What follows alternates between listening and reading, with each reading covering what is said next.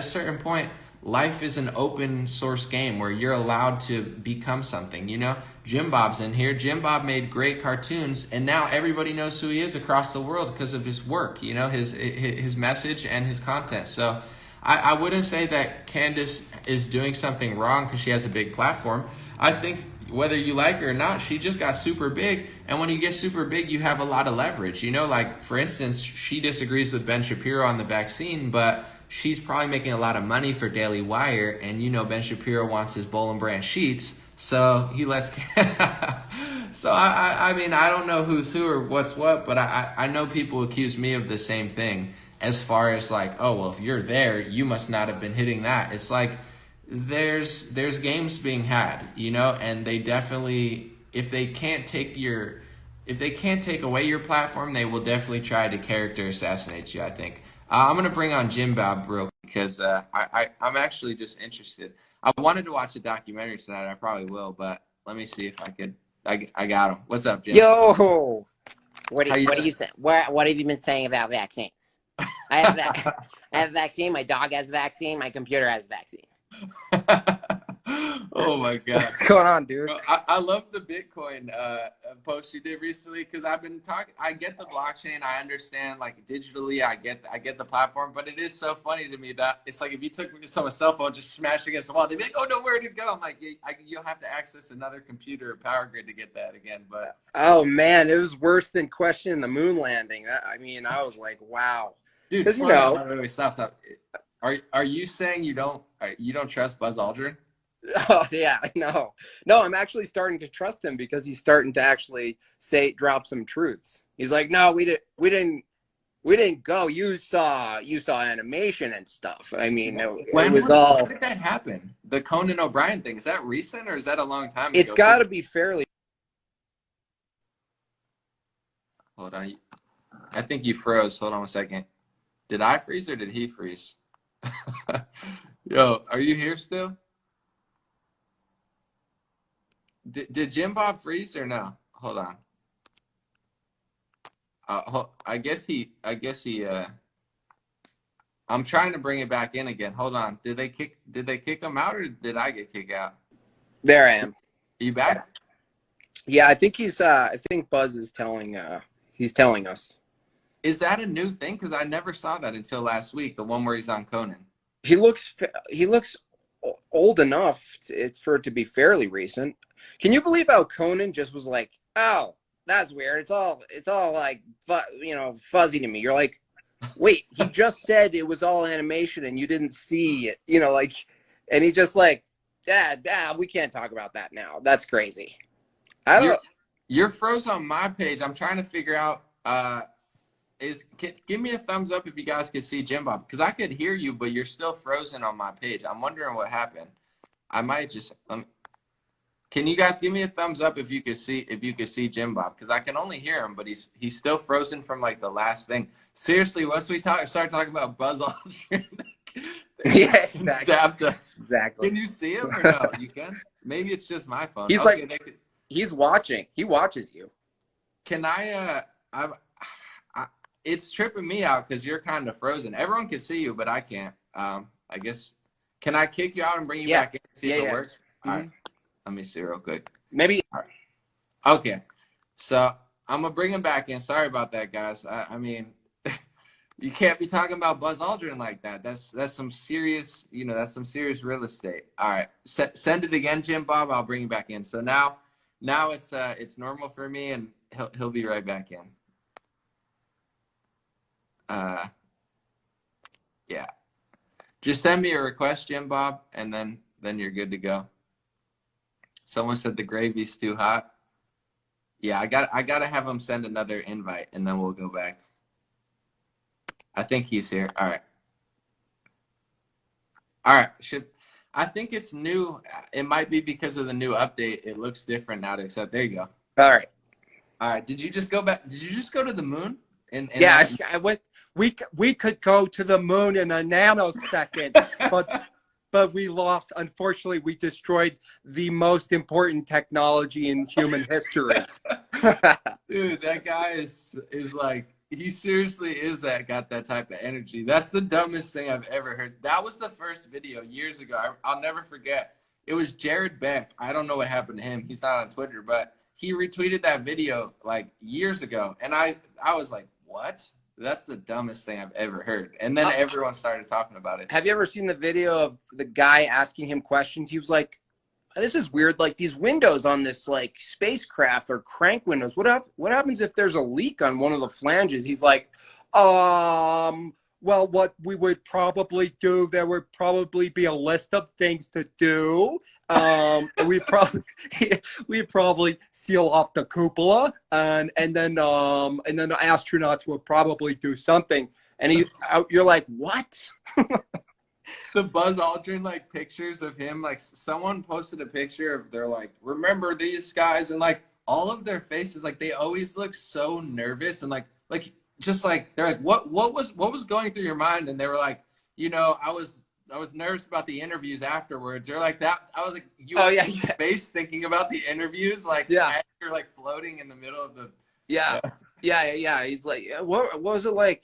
He's like, it wasn't like getting lost in space or exploding or being having my body boil from a -10 torr vacuum.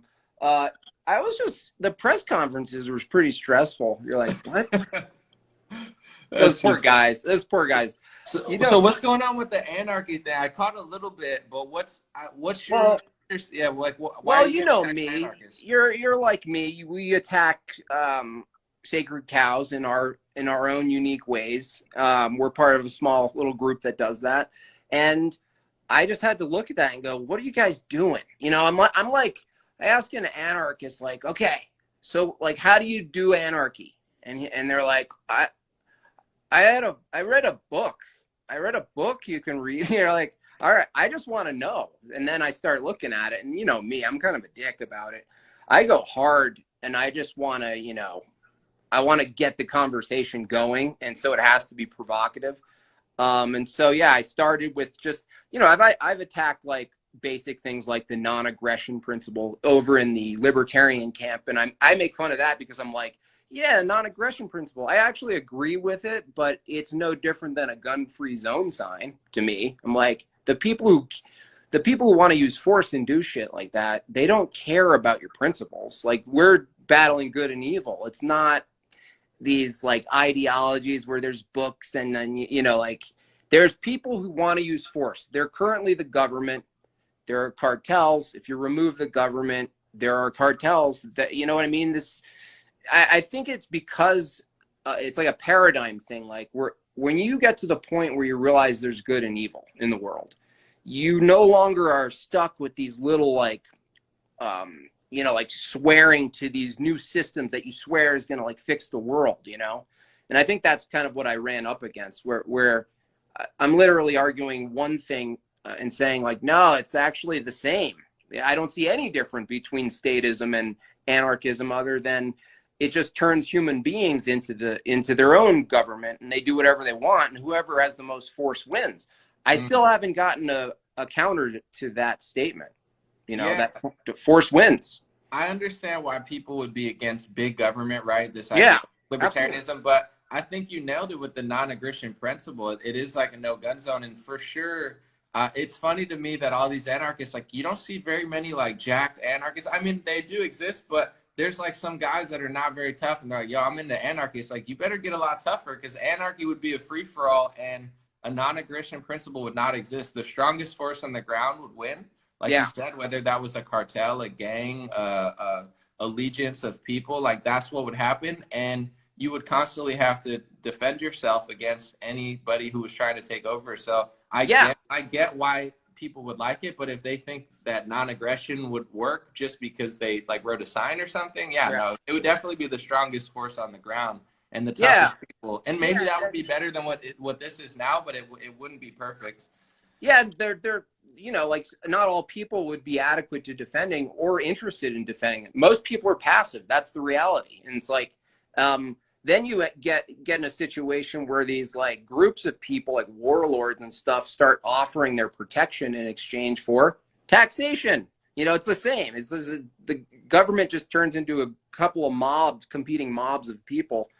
And this is my actual question about it, is like, if the abolition of the state, right? That's the whole point, right? Abolish the state. Don't you need force to keep it abolished and to abolish it to begin with? You actually need force. And the question is, the force that's required to abolish the state, is that force inconsistent with anarchist ideology? And I think the answer is yes. So you're kind of just waiting for the government to be like, you guys, we did this for a long time. We're just going to kind of dissolve now. That's not going to happen. So it's always been force. And if, say it did, and say we're the perfect libertarian anarchy society, at one point, if someone did try to create a state, then your anarchist group or whoever you were part of would have to be strong enough to defend that off, or else they would take over. So that's why I crack up when it's like, I don't care how tough people are, but I'm like, yeah, if you're an anarchist, you better look like you could literally like take down a village, or else like it's always these guys where I'm like, bro, you couldn't even like bounce on a trampoline and like fight a 5-year-old, and you think you could survive in a lawless society of people where, yes, big bank take little bank. What do you think is the solution of like, I mean, what's going on now where clearly our government's out of control, big tech, etc.? Like, what's the counter to this besides? Well, I mean, to be straightforward, I know what you mean by solution. I don't actually buy into solutions. I'm like, we're in a spiritual war. Our solutions with God, it's inside of us. It's how we are. It's prayer. And it's not a solution in the world, but to get at least further away from where we are now, which is total corporate and government dominance over everything, supply chains, everything. And you just nailed it. You got to stop buying into this red and blue bull. Like, it's such nonsense. Like, you're clapping because you're on a team, but you're still, heading off a cliff. And it's like, so I think, families, if you got them, if you don't, look for it, start them. Grow your own food as much as you can. I know it's really difficult to do that, but know people who do make things. Start to wean away from the supply, because looking at the last year, and I think you've even mentioned this a couple of times, is that the reason this whole mask nonsense and all this compliance worked is because we were all so dependent on these places that put them into place. So you're like, I can't go to the store, I can't go here. And we fought them as much as we could.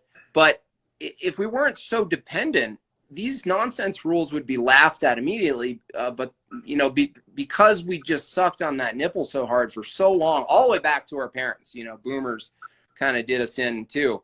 I think the dependency is really where the precondition for all this nonsense is. Everyone's like, no, like, they're pointing out correctly, all of these things are terrible, they're wrong, they're immoral, they're using coercion, force, lies, and all of this stuff. But there was a perfect situation that we were already in for that to occur, and now it's a blessing because we all see it. We're like, oh, we're totally dependent on supply, on Amazon. And don't get me wrong, Amazon's useful, fast, convenient, but you don't want to be dependent on it for a lot of necessity, like a lot of the important things. And I think that's one thing.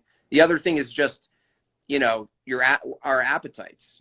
We've been led by our own personal wants and desires, and it's basically Satan being like, come, eat more of the apple. And then, you get stuck in that. So when the mask mandate was happening at restaurants and they were trying to force you to wear a mask for 5 seconds, everyone was going along with it. And I would have like a movie type scenario where I would just scream at everyone in the restaurant where I would explain, I'm not doing it, get your manager, whatever. And I was like, this is ridiculous. It's anti-scientific. It's embarrassing. Wear it for 10. And I'm like, is anybody awake here? Like, I'm like, are we in the Truman Show? Are you guys actors? Or are you guys just freaking stupid? And I was like, there's elder. Like, I would have a whole like I was on Instagram Live, just like, wake the fuck up. Like, this is so pathetic. You guys you don't even have to go to a gulag. You just have to walk 10 feet and go to a different restaurant. You guys can't even do that. You're doomed. It was frustrating. I got really angry at some point, and then I finally got to this point where I think my compassion kicked in. It was just like, instead of like wanting to slap someone, I was like, show me your smile, like, you know what I mean? Because that's what they really want. They want to be free too, to some extent. Some of them want to be slaves 100%. They love it. It's like this big S&M sexual act out for them. They're like, put a mask on me. No, I'm a victim now. No, flip me over. And it's like ongoing. You like watch it on TV. You watch it out there. It's like, there's some weird ass sub game going on. The binary of politics, I feel like, because it's so screwed up, like clearly the left has gone insane for years. And I know a lot of your content was based on that because it's just like so funny and so obvious. And now you're starting to tap into like making fun of right wingers a little bit too, because it's like, yeah, it's easier to make fun of them, but at the same time, you guys kind of do dumb stuff too. But the binary of like only having two choices, sometimes I take a further right wing stance than Trump, and people are like, "Oh, what are you, Biden voter?" And I'm like, "No." Like, I don't agree with what happened here. And like, so what are you gonna do? Vote for Biden? I'm like, no, that's not the only two choices. Exactly. So they got people with this binary thinking and these narratives where it's either this or this. Where I've been saying for months, I'm like, I'm not a slave. I'm not a peasant. I'm not a serf. I'm not a second tier citizen. Like, that's a narrative. If I heard a Republican, that's someone who wants to win. Like, I'm not capitulating to this. I'm not allowing children to be forced masks. We're not, but they don't do this. They're just like, get the vaccine and we won't do a passport. And everyone's like, hell yeah. And I'm like, that's, to me, that's the only choice we have in politics. But that's why it's important to tap out of what they're doing and find your own narrative, because they're always going to lead you. Absolutely. And that's kind of what you do, and what I try to do with my streams and my cartoons, and what many other people do is point out what the truth is, even if it makes you feel like, like people are like, what side are you on anyway? Like you have to point out the truth and nonsense wherever it's coming from. That's the only team to be on, is the truth. It's the only thing. It's the only game in town. And it was a lonely game, but it's less and less lonely. It's really cool because people are like, yeah, that actually makes, and it frees you. You don't have any loyalties to some red and blue team. Yeah, you'll probably vote closer to your ideology and what policies match and whatnot. But in the end, it's like you got to be able to call out Ben Shapiro for his bullshit. I mean, it's like you got it. I don't care how many good points. I don't care if he wrecks the left. Dude, you're pushing vaccines that are totally unnecessary, insane. You're insane.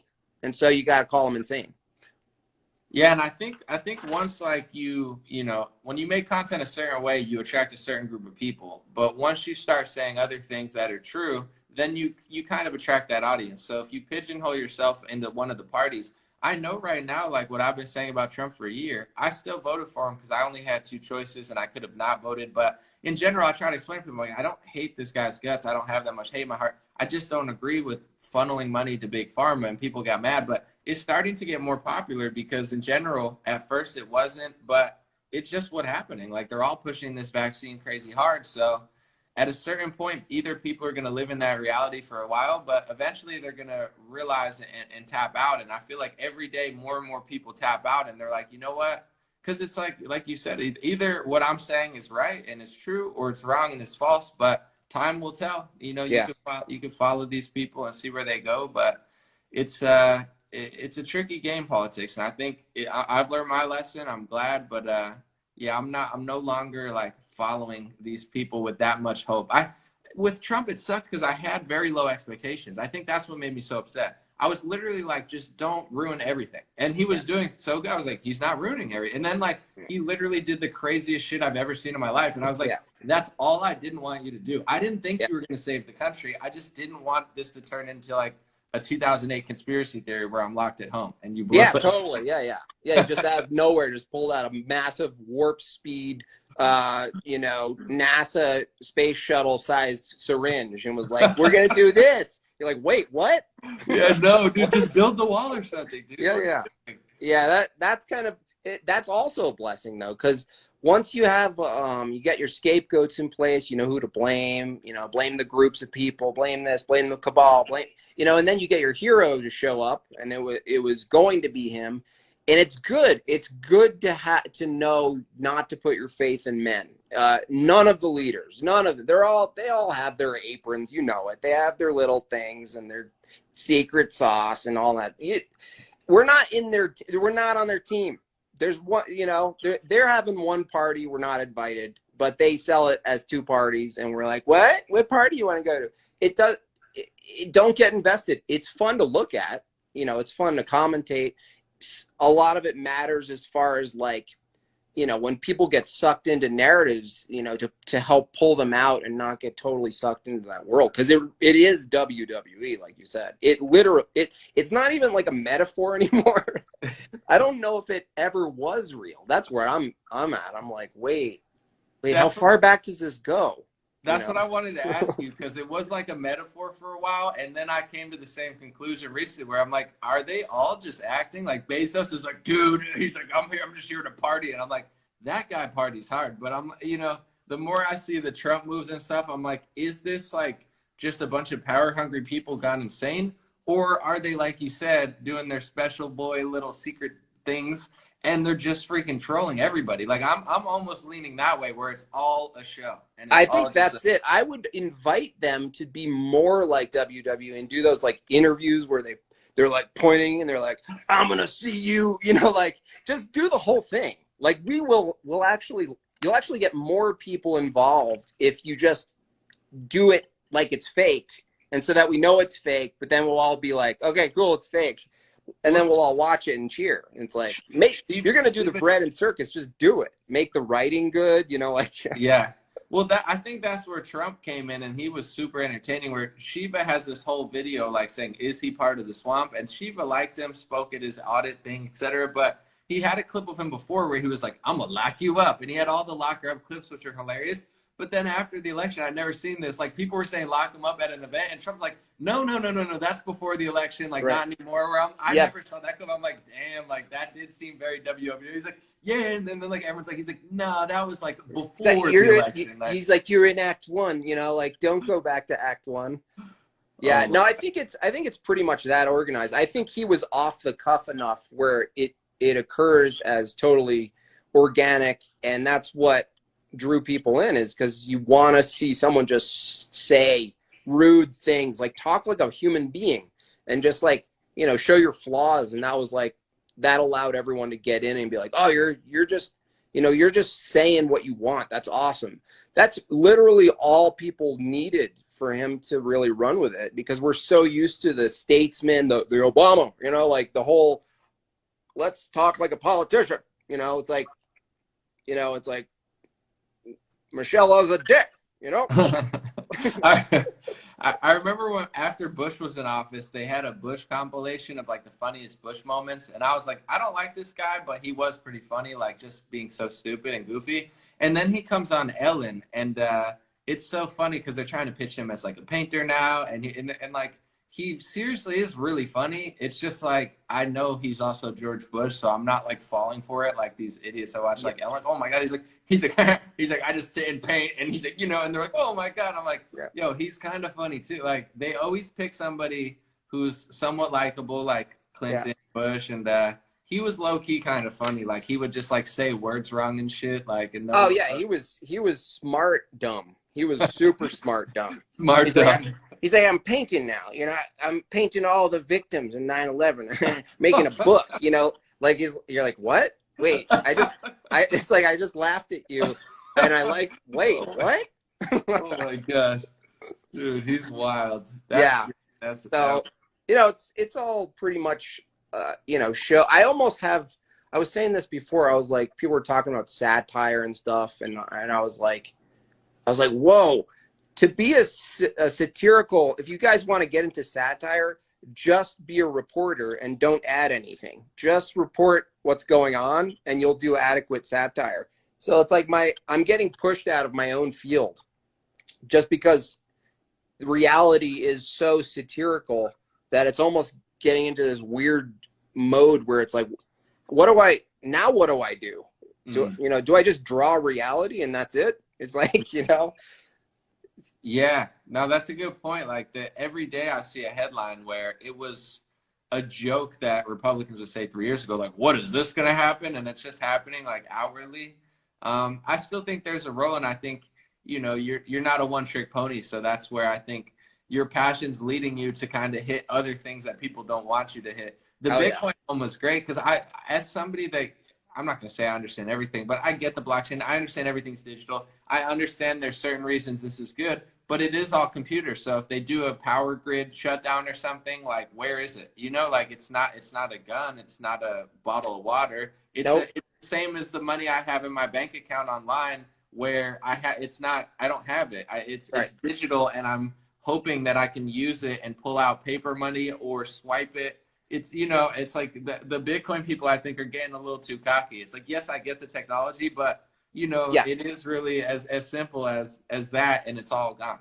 Yeah, and it's a currency. It's not a value. So like if you have a cold wallet and you have billions in there or whatever, it's just like our bank account. Like if you don't turn it into something, it can just go away. It has to be turned into some value. And that's what I said. I'm not against it. I know where it's going. I'm against where it's going. And just to like, you know, drop it on you guys, crypto, the future of cryptocurrency and the way mining works. These mining machines, for those of you who don't know, they're like little computers. They solve problems, mostly in a closet in someone's house with a fan on them.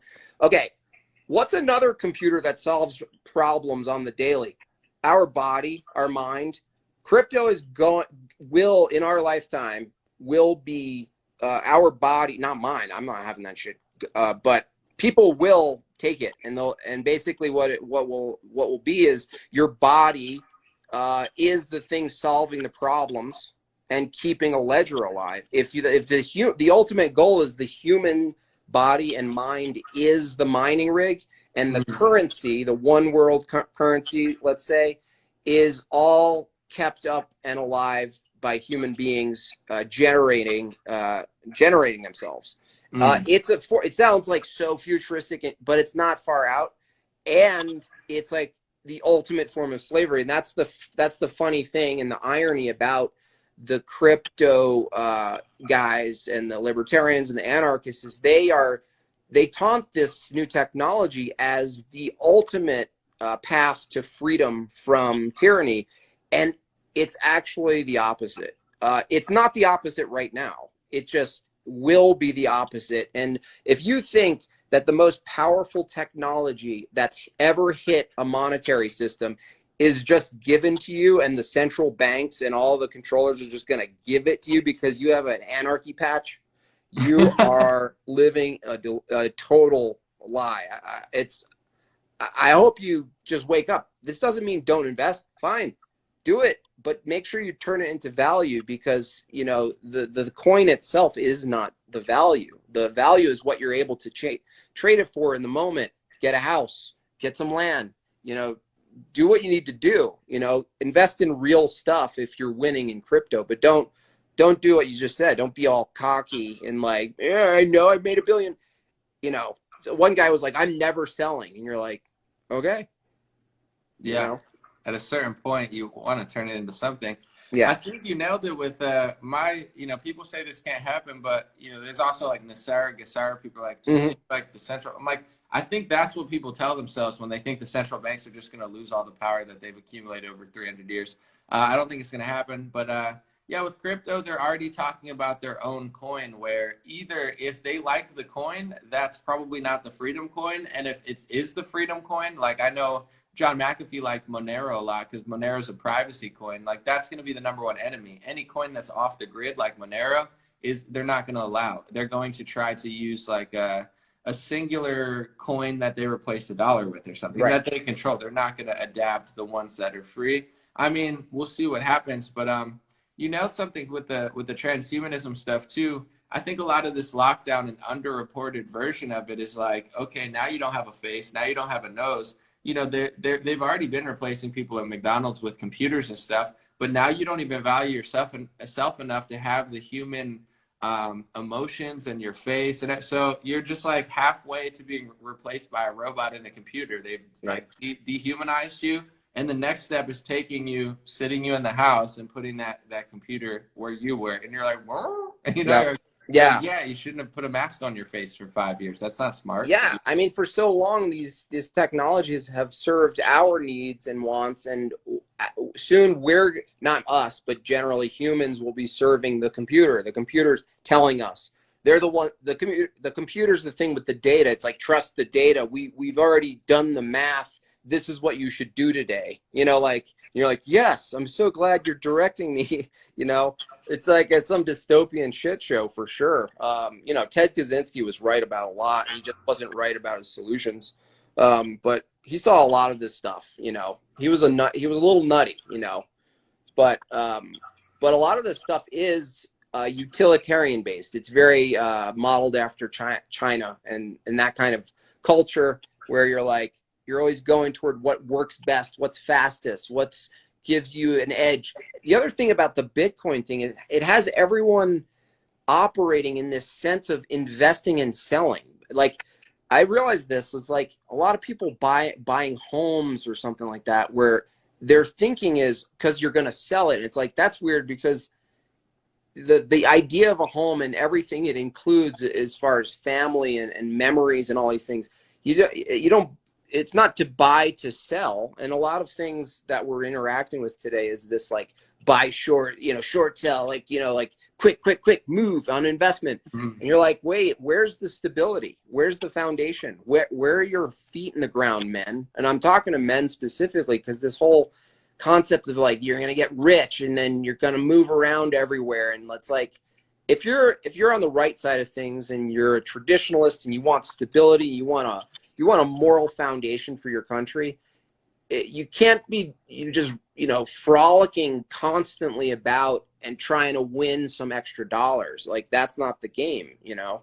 But Ben Shapiro would argue against that. I mean, you want to make money anywhere you can. I mean, anywhere you can. I mean, here's the thing, folks. If you're in college and your professor is like saying a lie, I highly recommend not standing up and saying that's a lie. And what you want to do is put your head down and get good grades. And when you graduate, you don't send them money, and that's how you win with money, folks. On the note of you know, people standing firm, etc., I was thinking, because everyone's always asking solutions. Obviously, I don't know that you could save the world or save everybody. Like, you can only do so much. You know, one person has the ability to change their life, and hopefully, but community is a big thing. I know a lot of people are touching on it, where I'm trying to push the narrative of like, it's very clear that we don't agree with the type of people that want to do masks and vaccine passports. So this idea of like, we're all traveling, we're all, at a certain point, I think it's going to be a good idea for conservatives and people who don't want to live that way to say, listen, if you want to live that way, stay there.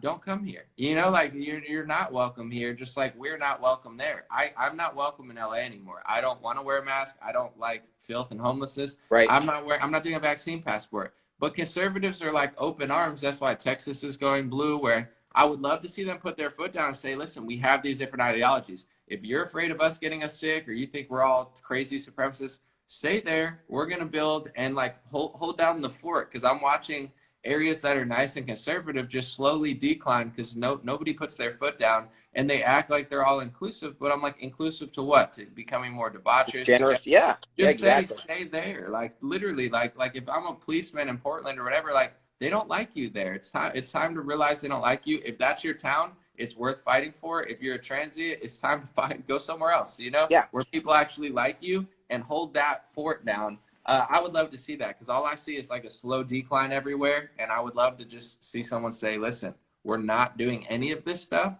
And if you hate us so bad, whatever, talk about us in the press, just don't come here. And you stay there, we won't come there. Like, I think it's early time for that in this country, because we're living in two different realities. I have a question for you. What do you think about this idea? I've been thinking about this, and you know, you've been on the smart city train. You know what's coming. You know, the Agenda 21. It's all part of the same thing. The Internet of Things, ultra fast speed internet, where everything's connected, physical and digital, is all one thing in one geographic location. Let's say it's Portland, any of the cities that are Kenosha, is that what it's called? All these places that are like falling apart, and then like, you know, PragerU's like, the left did it.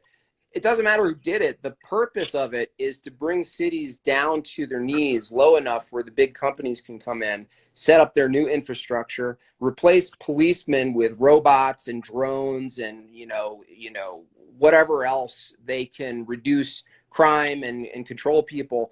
But I was thinking about this. You know, we talk about platforms, like we're on a platform, and then there's these arbitrary community guidelines, and then we complain about them because they're not clear, and we get kicked off. And you deal with them probably more than anybody, besides like Owen or something. But the concept of a smart city becoming a platform, like an actual zip code, like a city, and you replace this idea of, oh, it's a city and there's a Bill of Rights, and you know, this is all under constitutional law. If a company owns an entire city the way they own a platform, and you sign a waiver or some sort of community guidelines, whatever, then you're on a platform. Like I think the goal for them, a lot of these people, and they're not just lefties, you know, they're corporatists. They're people who are in really powerful positions that no longer are thinking of the bottom line or capitalism, you know, like, you know, that's why you see these trends and you're like, wait, why are they, you know, why is Mercedes doing a weird like trans movement commercial if that's not, first of all, the market? Second of all, it's like 0.001% of the total market. It makes no sense, right? You see this all over the place. You're like, these companies are not making decisions based on bottom line, right? So what are they making decisions on? I really think it is toward basically corporate governed cities that replace Bill of Rights basically with community guidelines. And then they're like, we'll give you some coin. You live here, you sign this waiver, this thing. You want to be on this platform called a city. These are the rules. And then you just give them like arcade money basically to do all the stuff. And I think a lot of people will do it. Like, especially like godless people, they'll just be like, what? I can live. It's like a socialist, like utopia. I mean, it's like corporate luxury communism, basically. What do you think about that? Yeah, I think that's a big possibility that they'll move towards that. I'm just interested what they're going to do with like crime and demographics, where like these liberals, like in Portland and stuff, it wasn't a smart contract to that extent, but they had hipster stuff, craft brew, and they screwed it up like immediately. Like it only took 10 years to script all the cities. So I would be curious to see what Bezos and Zuckerberg, if they were trying to pull off something like that, what they would do about crime. Would they just fake social justice and then crack down hard, or would they just get overrun? But I think that's definitely like everything is becoming more and more controlled. So I think that is the next step. And the government and the corporations at this point are pretty much just merging. Yeah. And I think that's what, like in the Communist Manifesto, they have total control over all these things. That is it. So both sides think they're doing the corporate government thing, and it's reaching that point. I think that's a possibility that happens. I would want to stay far away from that. And if that did, I'm sure a lot of people will do whatever they're told, you know, get the vaccine to go to Coachella. Like, yeah, totally. Yeah. Well, you know, at least some of those people are fighting back, not the Foo Fighters, but yeah, I think, that whole thing that's why I want to move further away from cities. And, cause I really think that like, besides like the weird robot dogs, I'm pretty sure like all cities are going to be policed by like an Amazon police drone that has a projector hologram of like, you know, like Stephen Hawking, you know. You think people would shoot them though? Like, you know, please do not shoot at me. That is a felony. do you think conservatives would just start shooting the drones down? Yeah, they'll go to jail. It'd be like killing a dog, police dog. You're just like, definitely. They'll be like, this is police property. It's a felony. And they're like, you're like, but it's Stephen Hawking. And you're like, no, it doesn't matter. He still has a badge on. And he's like, you made a hologram of me. Couldn't you make my face, you know, what I looked like when I was 15? What the fuck? You know? Oh my God. I think that's what's going on though with NBA. Like in the liberal cities, they replaced people with cardboard cutouts, and then they started doing like holograms. And then the halftime show is sponsored by Oculus, which is Facebook's program. Where I'm seeing this as a thinker, and I'm like, dude, they just replaced humans with robots and cardboard, and now they're flexing at you in the halftime show with a virtual reality company. The Olympics is the same thing. They're priming people for human slavery. They're priming people to be replaced. And that's the next step. People are like, no, they're like, they just want me to get the Moderna so I could go to Bonnaroo. No. Like, you're right. You're right. They want Ready Player One. They made that all look like this, like, oh, you're gonna win a war, and you're like, no, you're gonna be in this weird like float tank that you know, Bill Gates is like, we figured out a way for you to be perpetually in virtual reality in a float tank, and you piss and shit in the water, and then it's recycled, and you drink it. It's amazing. And then you're your own god, but you're swimming in literally your own shit, but you're like, but I can conjure anything because you have a helmet on. A lot of people are going to love that. They're going to be on treadmills. They're going to be totally in these little shack houses, like in the city, stacked. You know, the whole like tiny home thing is going to just be like a bunch of people with helmets on in these like liquid diapers, and they're going to be like, I'm going to a protest today. You know. They're like, what chat room are you in? They're like, yeah, this one's Exactly. And they're just sitting there shitting in the tank. Yeah. Like, yeah, and there's going to be this weird meta virtual world social justice. It's like social justice inside the virtual world will be even more insane, you know? We're protesting apartheid in South Africa today. They're just shitting in a tank in like a San Francisco apartment. You're like, they're like, are you really black? Because you're using a black avatar, and we're really against that here. Well, I'm transracial, translucent. I'm exactly. but I'm also I'm translucent. Yeah, exactly. I'm racially translucent, and I don't even have arms. You're like, That's who I am. It's just this new thing where like you're just see through. Like I'm not even here. I'm not here. Like, stop looking at me. You're 300 pounds in a San Francisco apartment, shitting in your own water. Yeah, totally. Yeah, you're massive. You're just almost dead. There's actually like they'll have people on like deathbeds, like on iron lungs, still fighting. Like still flirting with Maggie Simpson somehow. Just like, it's time to say goodbye. I think they're up to something. This one guy did a video, and he was showing how BlackRock and Vanguard were invested in like everything. I know BlackRock in their real estate, and I know a lot of connection type stuff, but I'd never heard that, which I shocked myself because I was like, usually I'd have an inkling of this, and it was like Coca-Cola, this. You go to the top 5 companies invested; they're invested in literally like every pharmacy company, every food company, like. Literally everything. So I'm like, whatever those guys want to do is what's going to happen because they own everything. That's totally it, man. And they basically bought the surrounding perimeter of a lot of places, and that's why when what's his name, Sub-Zero's dad, Klaus Schwab, remember Klaus Schwab in his little outfit, the guy who's like, you will own nothing. The whole you will own nothing. It sounds like this threat, right? It's like you'll own nothing. We're going to take it. It's actually not. It's you will own nothing, and the people who don't want to own anything will go into these cities, and no one will own anything. They'll rent. They'll do. And I think that what is it? BlackRock. BlackRock, yeah. Yeah, I think that's definitely a part of it. I think they're the key player in sequestering all of the surrounding areas, and then Bill Gates, gets the farm stuff because that's essential too. If you're going to do that, you got to take over some agriculture, if not all of it, and so that you have, you can funnel in all the food. It's going to be gross. It's going to be in this like little Amazon basic needs baskets. Like you got your apples this month, basically. Where did Klaus Schwab come from? Because it was like only a few years ago he popped out, and I'm makes no sense. Where who does he know? Like, does he have a lot of money? Is he like the head, like Ninja Turtle at his secret society? Because he just kind of, right? It was like Soros, Rothschilds, and this dude just pops up. He's like, listen, he's like blackouts. Yeah, it is weird. And has anyone ever seen him in person? It's like, that's what I'm always thinking. I'm like, I'm pretty good with my eye, but there's going to be a point where these deep fakes and weird, really high level shit starts happening where you're like, oh man, I feel weird. I feel less than because I can't discern video anymore. Like that will hit us. We think we're immune because we know of the technology and we're all woke and shit.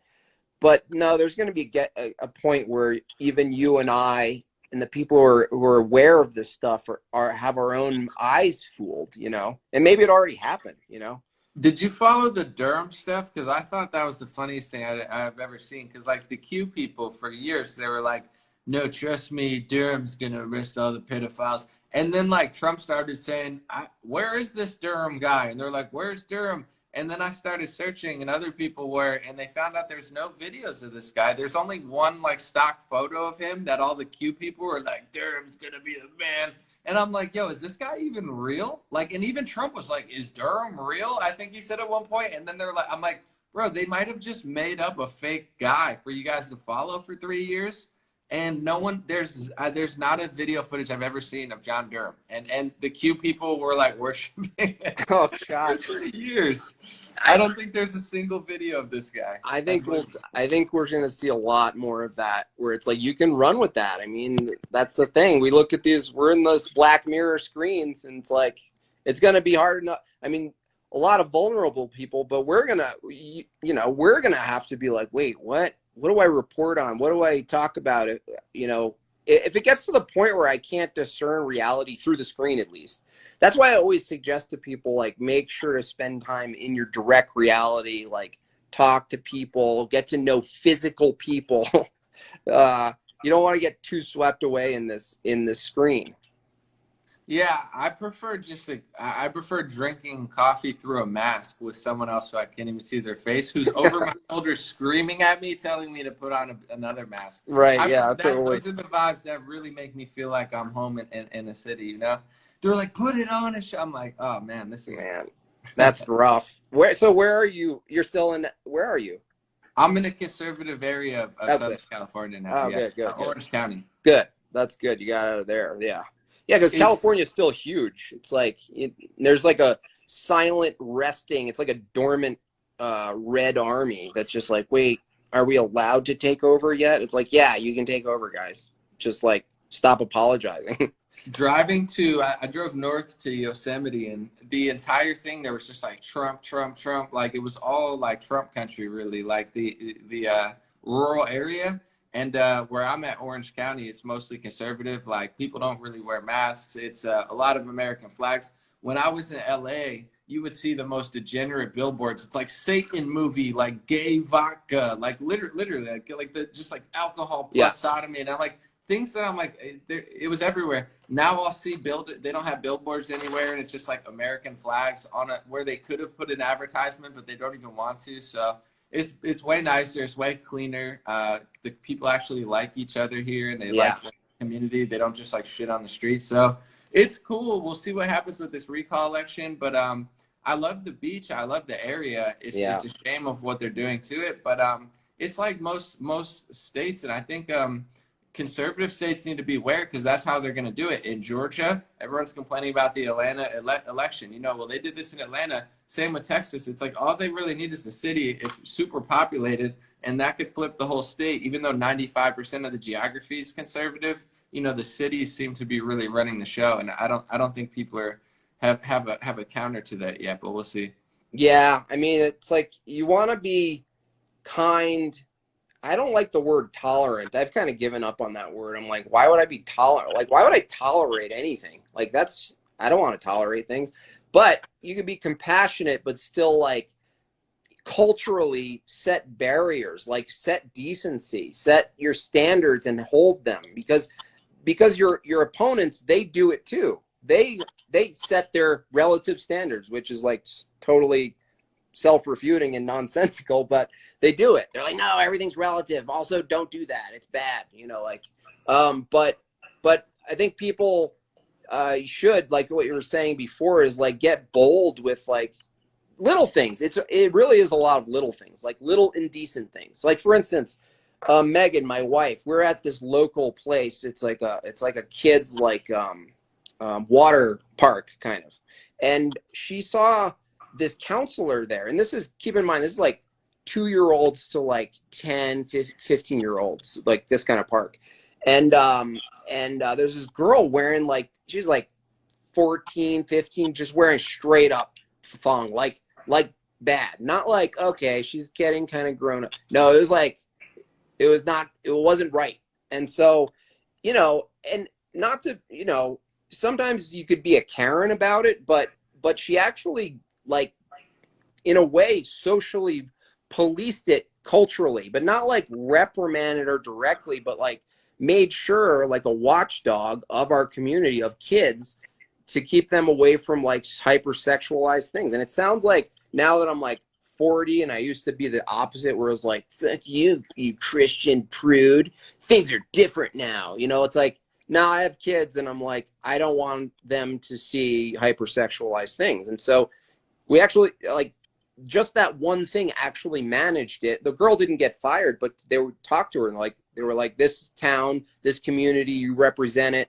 And I like that. I used to not like that. I used to think it was like, you know, I went through my libertarian phase and was like, stop policing people as long as they don't take your stuff. And I'm like, no, that ideology doesn't account for social and moral decay. It doesn't. You have to police it socially. And guess what? Just like kids need standards, they want a guidance system. They want the parents to correct them, even though they act like they don't. Everybody wants that. Not everybody, but a lot of people who want some sort of like moral cohesion with a community. It really is about those little moments of policing to some extent. It's not lawful. It's like cultural. You're like, don't do that, dude. I like that. More don't do that, dude, out there.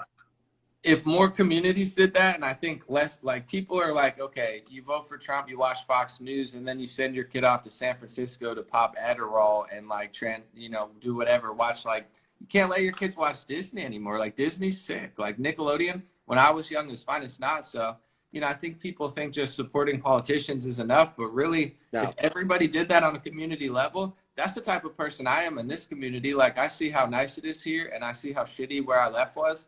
I'm talking shit to everybody that's on. So like, I'm not wearing a mask. If you're doing this type of stuff, like, yeah, I don't want you to make this into like all the parks are usable here. Yeah. In LA, all the parks are unusable. Right. So why would we want to turn into that? You're right. You're totally right. And if everyone did a little bit of that, I got to head to bed in a little All bit. right. Yeah, I'm going to save this. I have a clips channel on YouTube now. I think I'm going to try to put like the best moments of this on there and upload it there because people are loving this. Does anyone have a question for Jordan Peterson? I saw a question before, but I missed it. Yeah, somebody ask a question for Jordan Peterson, and Jordan will answer you guys. And then we'll end it. Are you guys really maturing? It's awesome. Yeah, we're maturing. Anomaly, we're maturing. Thank God. Hopefully, I'm not the same as I was when I was 19. I'm the most immature in my comments. I'm all decent and I'm like loving, and then someone's like, stay in your lane, and I'm like, fuck you, I'm gonna eat your dog. I'm like, go like full psycho. All right, here's the question. He said, what are the 3 steps to bring a man in the COVID era? In the what? Bring up a man in the COVID era. Well, the thing is, COVID is like a tiny invisible monster, you know? And it's like, you want to know the monster inside of you, but you don't want COVID inside of you, you know? And it's like, we can learn a lot, you know? And it's like, the thing is, it's like, when you wear a mask, it's like, you could not have a mask on, but metaphorically definitely have a mask on. Yeah. All right. Jordan, listen, I've been in my house for 3 months trying to avoid the Delta. What do you think I should do? I read your book 12 Rules to Life. What should I do?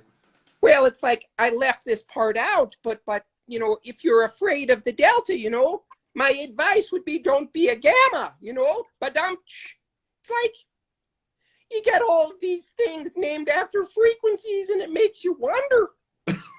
It's like, where does the Delta meet the other frequency, you know? It's like, get out there, have a bloody steak. Should I only eat steak? I mean, I've seen your daughter, she just only eats meat. Like, should I even eat vegetables anymore, or should I? Yes. No, it's like, put it this way. Sometimes I wake up in my kitchen and I hear a sound, and I'm partially sleepwalking, by the way. And I hear this dripping sound, you know, and when I come to, I realize I'm actually sucking down a straight up bloody steak. And it's like I've never been woken up by the sound of dripping blood. So, Dr. Peterson, I won't eat vegetables, but what about like mashed potatoes? Like, can I still eat those or no? Yes. You need to just dip them in blood, you know? It's like the blood is actually where all of the nutrients are. And I know there's this whole conspiracy about children, But the fact is that their blood is actually pretty damn good for you. Dr. Peterson, that sounds, the Q people are going to be very frustrated, and also just anybody with a soul also. Yes, and you do have a soul, It's like there's a place where the natural meets the metaphorical meets the physical, And it's like, yes.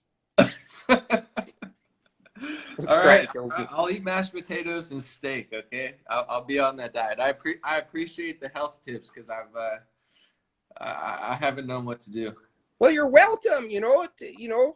Depends what you mean by do. You can do a lot in your head and have nothing done, and you can do a lot out there and have nothing done in your head. And it's like this, it's a fucking trip, Oh my God, that was good. That was gold. Appreciate you, Dr. Peterson, and I don't know where Made by Jimbob went, but I appreciate him for coming on the stream too. Oh, you mean that reprehensible little rat cartoonist? Yes. Yes. You could find him at madebyjimbob.com. Fuck. He's got a book too. Little shit. I gotta get it. Yeah, I'm into Where's Waldo. I'm not a big reader, so I think the Made by Jimbob. Just DM me your address. I'll send you one. Just DM me your address. I don't need it for free. I'll buy it. Cool. All right. I'll see you guys. Thank you, Jimbob. Thank you, Dr. Peterson. And if you wanna, I'll post this on my clips channel. I'm definitely gonna. I have a regular channel, but I've been doing a new one where I want to get some clips. So I'm gonna post the Peterson. Do you edit your own clips? I do, but also my one of my best friends since I was in like 5th grade. He's doing a lot of the editing for me, and we're trying to make it so he can make enough money where he could quit his job. That's awesome. Yeah, you have totally editable stuff too. So it's like, it's good that you have help, so you're not doing it yourself. I know that's great. I try to edit my own stuff, and I'm like, I do it fast, but I'm like, wow, if I really wanted to make it like high punch, high quality, it's like it's good to just have people. That's awesome. I edit all my own stuff, but the clips channel, I'm giving him a percentage of it because I'm like, any stream I have, drop a clip, make a thumbnail, and then I'll give you a percentage of it. But all my own stuff I edit. I would like to get somebody, but I think sometimes if you don't do it yourself, it doesn't get done. And I like to just get it out there, but it is strenuous. It's all good though. I could be doing something way harder. You're gonna have to coach me. I got somehow miraculously got monetized on YouTube, and I have no idea what I'm doing. I don't even know what it actually means, other than like if I do a stream, I know how to get super chats, and that's cool. Like super chat and ask Jordan Peterson something. It's like obvious. Yeah. But the rest of it, I'm like, wait, what? Do I want to hit the advert? Like what advertise? If a dick pill comes up, like I don't want that. Oh, good point. Yeah. It's a hard way on Facebook to restrict it. On YouTube, I think it's mostly tailored to the person. So like say if your followers are into that type of stuff, they might get it. But for me, like I don't get any crazy ads because of like they steal all my content and data and figure out what I know. So I get things that I really like, and they're not intrusive or weird, but it's based on who watches you. They all get different ads. But yeah, let me know. I think the Peterson impression, just talk shit to everybody. And talk shit to anarchists as Jordan Peterson, and your channel will soar. I'll do that. I'll do one of those. All right, great talk. Okay, man. God bless. See ya. Take care.